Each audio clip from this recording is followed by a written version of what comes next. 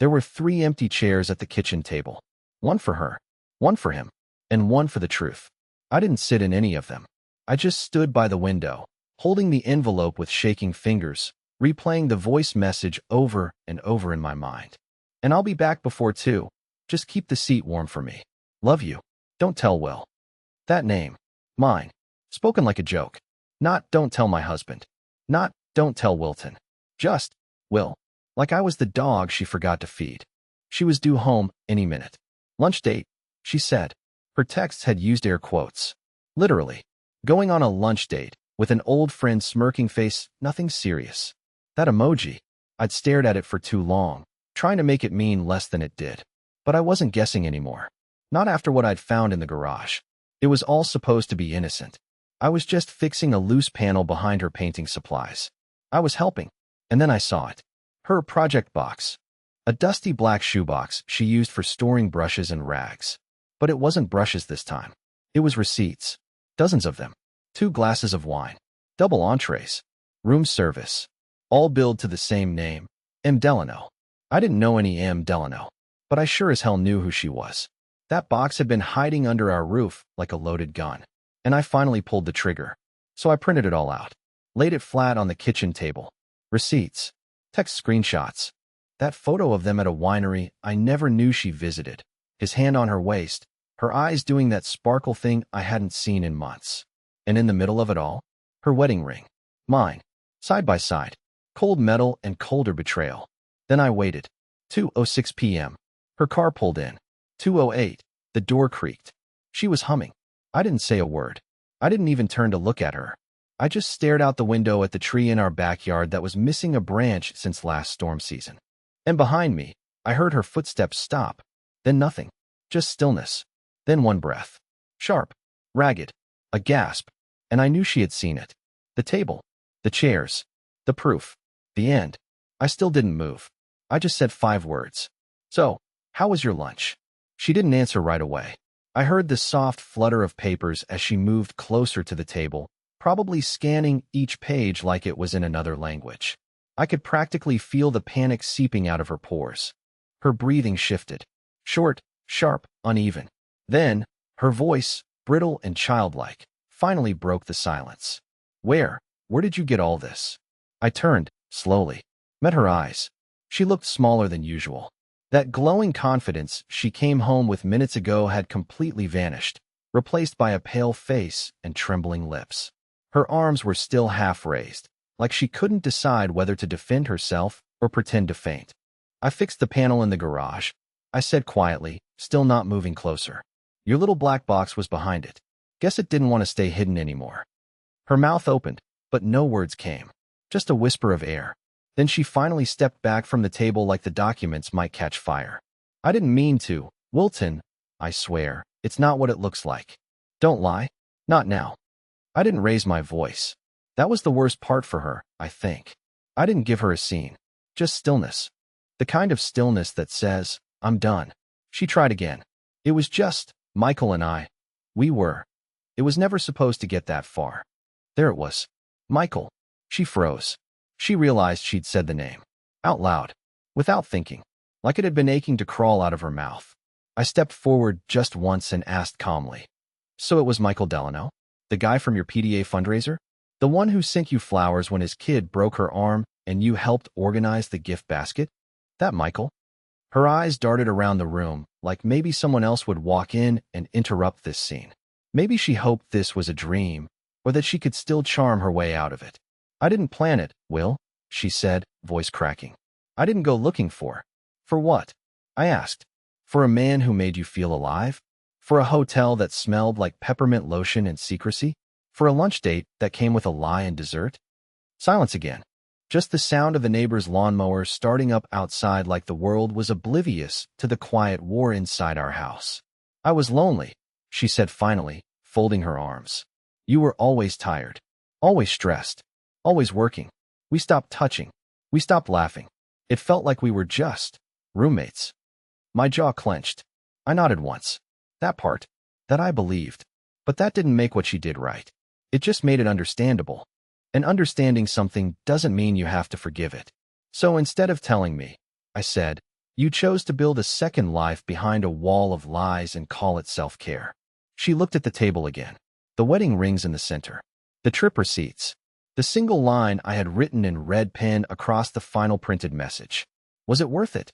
She didn't answer, because she knew the answer wasn't one she wanted to say out loud. She followed me into the hallway like a ghost trailing its unfinished business. Her voice had grown softer now, not from guilt, but from calculation.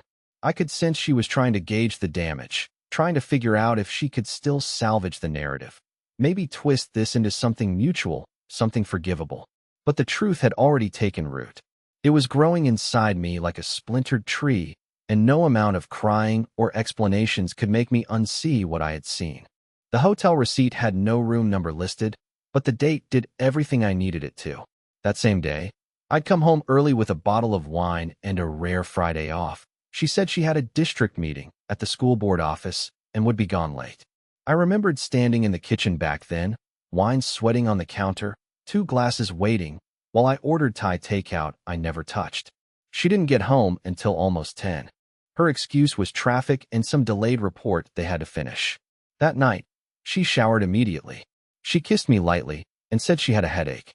I didn't press, but now, I knew exactly what delayed her. That receipt wasn't just for any hotel.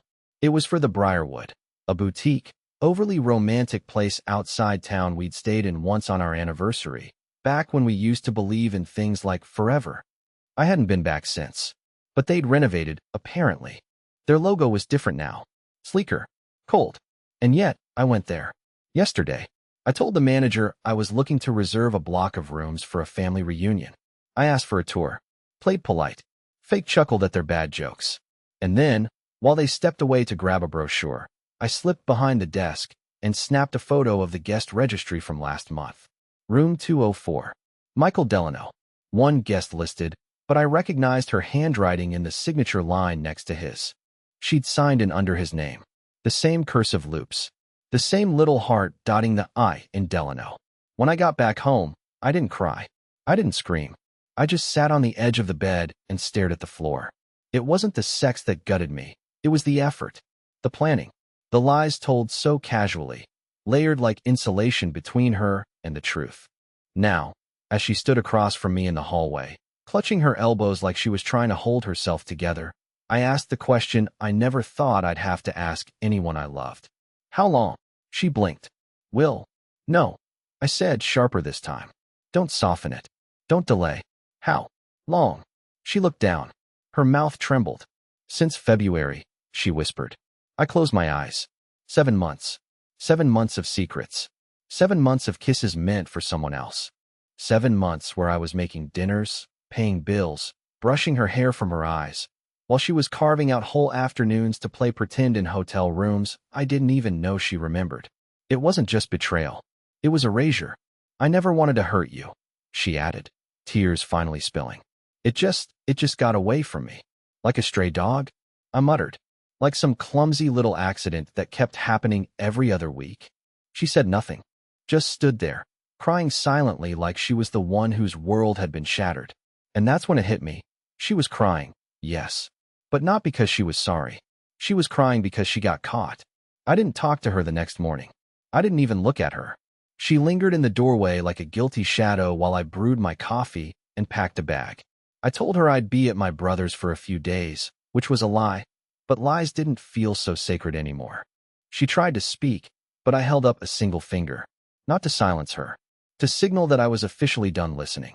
That night, I drove for hours, not to clear my head, but to avoid the moment I'd have to actually stop and feel everything. I ended up parking outside an old dive bar we used to go to when we were first dating. The kind of place with sticky floors, neon signs that buzz louder than the music, and beer that comes in frosted mugs too big for one hand. I hadn't been there in years. And that's where I ran into Tessa, Nadine's best friend since college. She didn't see me at first. She was seated at the bar, half sunk into a tall whiskey sour, flipping through something on her phone. I recognized the tight ponytail, the silver nose ring she'd never taken out. She always had this tough exterior, like nothing could shake her. But that night, her eyes looked tired, like maybe she knew too much. I sat down beside her. She turned, blinked, and before she could pretend to be surprised, she exhaled. Oh, well, no explanation. No, what are you doing here? Just a sigh, heavy and full of things unsaid. Did she tell you? I asked. Her lips tightened. She turned back to her drink. That was answer enough. How long have you known? I pushed. Tessa hesitated. Then, after another sip, she said, since April. My chest went cold. April. So 5 months she'd known. 5 months of seeing me at birthday parties, cookouts, casual meetups, smiling, laughing, handing Nadine my coat, picking a leaf out of her hair, while this woman knew the truth the whole time. She made me promise not to get involved. Tessa continued, eyes glassy now. She said it was temporary, that she was going to end it before it got out of hand. She swore she loved you, that she just felt stuck. And you believed her? I asked, my voice shaking. No, she admitted. But I was scared. Not of you, of what I'd become in her story. If I told you, I'd be the villain. If I kept quiet, I was the accomplice. I stared at the grain of the bar top, letting her words sink in. She said it was about feeling seen. Tessa continued. That with you, it had become routine. Safe. Predictable. She said Michael made her feel like she mattered again. And what about me? I snapped. Did I not matter? Did 9 years mean nothing? The vows, the tears, the stupid little anniversary playlist she made. Was that just performance art for her now? Tessa looked at me, and for the first time, there was genuine pain in her eyes. I think she lost herself a while ago, Will. And instead of asking you for help, she tried to borrow someone else's identity. And now she's drowning in it. I didn't respond. I couldn't. I was too busy staring at my hands. The same hands that had once held hers during her father's funeral, that had built our garden bed from scratch, that had clapped the loudest at her art show even when no one else showed up. I had given her everything those hands could offer, and she'd handed them back empty. Before I left, Tessa reached into her bag and pulled out an envelope. She slid it across the bar toward me without meeting my eyes. She wrote this 3 weeks ago, she whispered. Said she was thinking of ending things, but I guess she didn't. You should read it. I didn't touch it. Not then. Not until much later. But even as it sat there on my passenger seat that night, I could feel it pulsing like a grenade in waiting. Because Nadine had written a letter and hadn't given it to me. That said everything. The envelope sat on the passenger seat like it was mocking me. A simple white fold of paper sealed with a rose gold sticker, no name on the front. Just blank. Empty. Kind of like how I'd been feeling for the past 72 hours. I didn't open it right away. I let it sit there through the drive, untouched, even while every red light seemed to scream, read it. Read it now. Tear it open. But I waited. Maybe part of me wanted to pretend it held a confession so damning that it would explain everything. Or maybe I hoped it would be an apology deep enough to stitch the hole she left in me. Either way, I wasn't ready. I drove aimlessly for a while. Past our old high school. The movie theater where we'd had our second date. The one where the power went out halfway through, and we sat in the parking lot for 2 hours just talking like we were the only people on Earth. Those memories used to feel warm. Now they felt like someone else's life. Eventually, I parked near a lake just outside the city. The one where Nadine once made me take couples photos with her dog because the lighting was perfect. I sat on a bench that creaked under my weight and finally peeled open the envelope. It was handwritten. Blue ink. Curved letters with too many loops, her usual style. The first words punched me right in the gut. If you're reading this, I didn't have the courage to say it to your face. I stopped for a second. Breathed. Kept going. You didn't do anything wrong. That's what makes this harder. You were stable. You were real. You were the person I prayed for when I was 24 and broken and scared of being alone. But somewhere along the line, I started looking at you and seeing walls instead of arms. Everything felt so predictable. I knew your next sentence before you said it. I knew what you'd order before we walked into the restaurant. I knew your dreams, your fears, your calendar, your habits. I knew too much. I stopped being curious. My hands began to tremble. The paper fluttered. Michael wasn't a plan. He was an accident. A detour. I didn't fall in love with him. I fell in love with who I was when I was with him. She was younger, freer, less married. He didn't remind me of bills or groceries or the time I cried because we couldn't get pregnant. He didn't look at me with guilt or questions. He just saw me. I blinked, the words blurring for a moment. But it was never real. That version of me. She doesn't exist outside of hotel rooms and long lunches. I know that now. She's not sustainable. She's not safe. She's not someone who can grow old with anyone. She's a fantasy. But by the time I realized I wanted to come back, you were already halfway out the door. You were quiet. You had that distance in your eyes. You'd already started grieving us. And then, the last line. I don't expect forgiveness. I only hope you remember the version of me who loved you honestly, before I got lost in who I thought I needed to be. I sat there for a long time, not crying, not yelling, just sitting, because that letter wasn't a plea. It wasn't even a confession. It was a eulogy. And I realized something terrifying. Nadine had already buried our marriage long before I found the receipts. She had written this letter not as a goodbye to me, but as a goodbye to herself. She didn't expect me to read it. Not really. She probably gave it to Tessa so she could say she wrote it, like a guilty ritual. Like some symbolic act of closure she could hold up later and say, see, I tried. But she hadn't tried. She had mourned herself while I was still trying to fix us. And that realization hit harder than the affair ever could. I didn't go home that night. I couldn't. Not with her there. Not with those walls that now felt like a wax museum of our past. Everything frozen, familiar, and lifeless. Instead, I checked into a cheap roadside motel off Route 38. The kind of place with buzzing lights, a broken ice machine, and curtains that smelled like old cigarette smoke. I wasn't looking for comfort. I just needed a bed and a place to sit where her scent hadn't soaked into the cushions. At 2:41 a.m., my phone buzzed. It was a text from an unknown number. You don't know me, but I know about you. About her. I think we need to talk. Before it gets worse. I froze. For a full minute, I didn't move. My heart thudded, loud and hollow like someone knocking from inside my chest. I read the message again, then again. My first instinct was to delete it. Block the number. Write it off as some cruel spam. But then I noticed something that stopped me cold. The message ended with a name. Emery Delano. Delano. Michael's last name. I sat up in bed, suddenly wide awake. I typed back slowly, fingers numb. Who are you? 3 dots appeared almost immediately. His wife. Soon-to-be ex. I've been watching this unfold for months. She's not the only one who kept receipts. Wilton. My stomach dropped. Not just from the shock of the message, but from the name. She knew my name. I hadn't posted anything online. Hadn't told anyone but Tessa and my brother. And I damn sure hadn't gone public. How did you get my number? I replied. I found a receipt.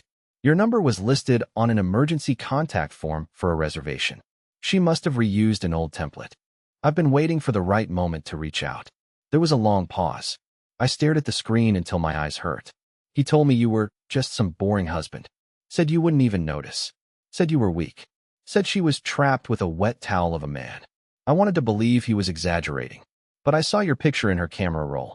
And the way she looked at you in those photos. Another pause. That wasn't pity. That was guilt. I didn't know what to say. My jaw clenched. I wanted to scream. Break something. But instead, I replied. Why are you texting me now? She answered almost instantly. Because I found something last night. And you need to see it. It's not just about them sleeping together anymore. It's bigger than that. There's money involved. And a second phone. I think your wife's been planning an exit for longer than either of us knew. I dropped the phone. A second phone? Money? My heart rate picked up like a warning bell in my chest. I stared at the motel ceiling, connecting dots I didn't even know existed 10 minutes ago. This wasn't just infidelity. This wasn't just emotional collapse. It was something else. A scheme. A manipulation so layered that I'd barely scraped the surface. And now there was a stranger, a woman on the other side of my pain, offering to help unravel it. Meet me tomorrow, she texted again. Public place. Coffee shop on Lancaster. 11 a.m. Ask for Emery. Bring copies of everything. I'll bring mine. I didn't respond right away. My thoughts were racing. But one thing had become clear. Nadine didn't just cheat on me. She had a plan. And Emery Delano? She might be the only person who saw it coming. The next morning, I didn't sleep in. I didn't eat. I just stared at the clock, fully dressed, and waiting like a man about to testify in his own trial. At 10:15 a.m., I left the motel and drove through the drizzle toward Lancaster Avenue. My hands didn't stop shaking the entire way. It wasn't nerves, not exactly. It was something else. A slow, rising sense of dread I couldn't name. The cafe was a small, locally owned spot called Lark and Finch, tucked between a tailor shop and a yoga studio. Inside, it smelled like cinnamon and wet pavement. People were typing on laptops, sipping lattes, laughing like the world wasn't capable of breaking people in half. I spotted her instantly. Emery. She sat at a corner table by the window, alone, sipping black coffee and staring out at the street with this calm intensity that didn't match the chaos she had texted me the night before. She was younger than I expected, maybe early 30s, with straight auburn hair and a sharpness in her features that made her look like someone who'd been through fire and chosen to stay there. I walked up slowly. "You must be Wilton," she said, without smiling. I nodded. "Emery." She motioned to the seat across from her. "You brought them." I pulled out a folder. She nodded and slid a manila envelope across the table. "I'll show you mine if you show me yours." We didn't waste time. There was no small talk, no comforting pretense of normalcy.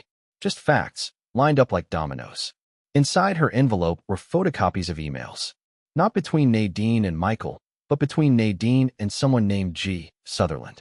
A name I didn't recognize. The tone was different, too. Not romantic. Clinical. Calculating. They were discussing withdrawals. Transfers. Timelines. "Who's this?" I asked. "My guess." Emery said. "A mutual friend. Or an accountant. Someone who's been helping her move money." Money. She leaned in. I found statements. From a private brokerage account I didn't know my husband had access to. It's been draining over the past 3 months. Little by little. Transferred to an account under her name. Except it's not her full name. It's her maiden name with a middle initial. One she never uses. My stomach churned. Nadine had always been good with numbers. She handled our budgeting, tax filing, even my retirement forms. I trusted her with everything. And now I was wondering what else she had been doing behind a curtain I never knew existed. "I don't think this was just an affair," Emery continued, voice low. "I think it started that way, sure. But then something else took root. And now? I think your wife and my husband are trying to disappear with more than just each other." She pulled out a printed flight confirmation. Departing in 2 weeks. One way. Mexico City. 2 passengers. Booked under aliases. Same initials. I recognized Nadine's handwriting in the notes scribbled across the margin. And then Emery showed me the second phone. It was cheap. A burner. She found it hidden in Michael's glove compartment after tracking him one night. "I haven't cracked the passcode yet," she said. "But I know it's her number saved under June. And he's under red." They thought they were being clever. I sat back, completely silent. The walls around my understanding of Nadine were collapsing faster than I could process. She didn't just cheat on me, I finally said. She built an entire second identity while I was folding her laundry. Emery didn't respond right away. Instead, she stared down at her coffee and whispered, "What happens when people like them decide we're not part of the plan anymore?" That question echoed through my bones. I didn't have an answer, but I knew one thing. I had to find out exactly how far Nadine was willing to go. Because now, I wasn't just the betrayed husband. I was in the way. I didn't sleep the night after meeting Emery. We stayed in that cafe for 2 hours, comparing timelines, accounts, and every strange coincidence that had once seemed innocent.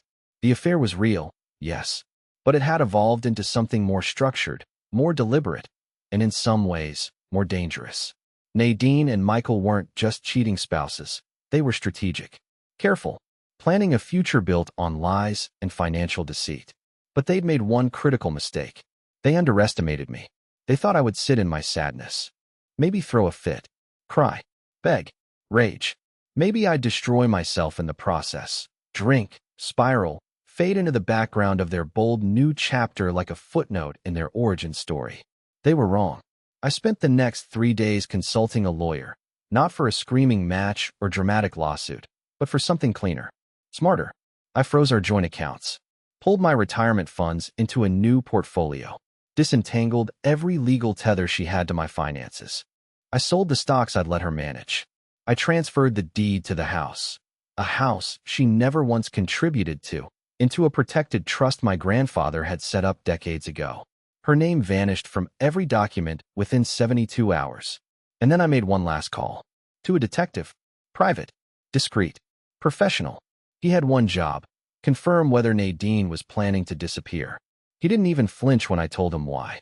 He just said, "You'd be surprised how common this is." It took him 5 days. He returned with everything. Photos, phone records, a full printout of burner messages that proved Emery was right. The tickets, the plan, the fake identities. They were scheduled to leave in 11 days. No goodbye, no divorce, just vanish. She had even packed up a storage unit in another town under her maiden name, filled with clothes, sketchbooks, and my old laptop. That's when I made my final move. No confrontation, no guilt trips, no ugly scene, just a note. I returned to our house while she was out, took down all my belongings, left her ring on the table beside the ones she'd once mocked me for saving, and wrote 4 words on a yellow sticky note beside the empty photo frame where our wedding picture used to hang. I let you go. That was it. No explanation, no argument, no leverage for her to twist into some dramatic exit story. And then I left. I moved in with my brother for a while, helped him renovate his porch, and started running again. I hadn't run in years. My knees hated me for it, but it reminded me I was alive. Every day hurt less. Every breath felt more like mine. 2 weeks later, I heard through Emery that Nadine and Michael never made the flight. They were detained during check-in after a fraud flag hit Michael's ID. Turns out, Emery's detective had flagged it just in time. They were released, but the whole thing fell apart after that. They went separate ways. No elopement. No grand escape. Just 2 people who lost everything chasing something fake. And Nadine? She tried to call me once.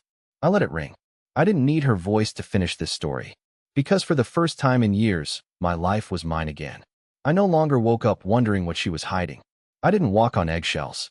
I didn't chase. I didn't beg. I chose myself. And choosing yourself, when someone else tried to erase you, is the most powerful ending of all.